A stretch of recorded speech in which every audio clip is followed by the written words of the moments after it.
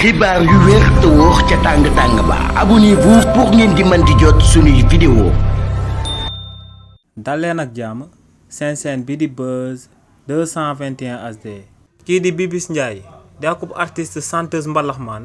bu kenn dootu présenté ci réew mi di Sénégal actuellement police nationale bu Sénégal moo koy daal di seet te fuñ ko daal di teg bët dinañ ko daal di jàpp daal di koy tëj ci kaso bi. coo loolee nu mu demee moom mooy que ne kii di Bibis Ndiaye dafa génne woon akub clip daal di koy dippee fu mu dal baax na ci clip boobee nag kii di Bibis colin gi mu fa amaloon kenn nawloowu ko woon ndax presque yaramu neen la fa defoon. ginnaaw clipam boobee ginnaaw ba mu jotee ay critiques yu dul jeex kookee di Bibis amaloon na akub vidéo si bi nga xam ne dafa génnoon daal di baalu Sénégalais yi waaye nag loolee doyul woon organisation bi ñu dippee comité de défense des valeurs morales bi nga xam ne Serigne Bassirou Mbacké Cheikh Astou Fall ak Serigne Adama Mboup ñoom ñoo koy daal di jiital ndax ñooñee demoon nañ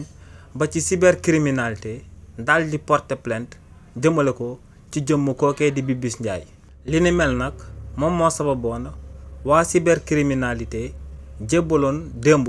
kii di Bibis akub convocation jëmale ko ci plainte boobee nga xam ne waa comité de défense des valeurs morales ñoom ñoo ko amaloon jëmale ko ci jëmmam. waaye nag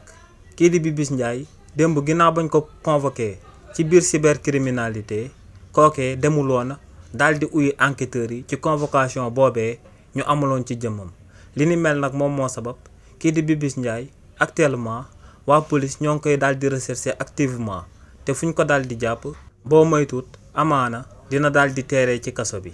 xibaar yu wér te wóor ca tàng ba abonnez-vous pour ngeen di mën di jot suñuy vidéo.